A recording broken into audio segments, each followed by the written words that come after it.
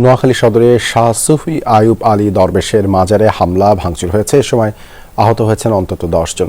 গতকাল বিকেলে তৌহিদি জনতার ব্যানারে একদল মানুষে হামলা চালায়। এ সময় ওরসের প্যান্ডেল সহ পুরো মাজার ভেঙে গুড়িয়ে দেওয়া হয়।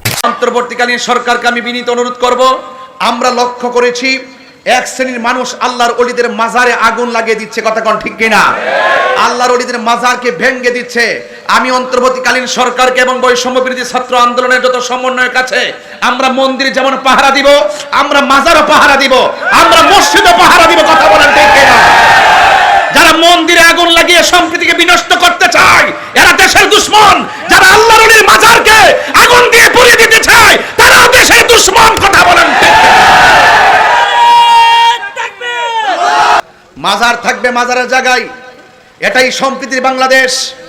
মন্দির থাকবে মন্দিরের জায়গায়, এটাই সম্প্রীতির বাংলাদেশ। গির্জা থাকবে গির্জার জায়গায়, এটাই সম্প্রীতির বাংলাদেশ। পেগোডা থাকবে পেগোডার জায়গায়, এটাই সম্প্রীতির বাংলাদেশ। মসজিদ থাকবে মসজিদের জায়গায়, এটাই সম্প্রীতির বাংলাদেশ।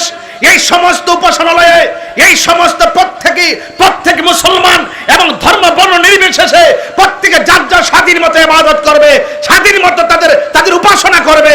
কোন মানুষ যদি কোন ব্যক্তির অধিকারকে লুণ্ঠন করার জন্য কাজ করে অন্তর্বর্তীকালীন সরকারকে সেই দিকে নজরদারি করতে হবে, তবেই বৈষম্য দূর হবে। কথা বলেন ঠিক কিনা?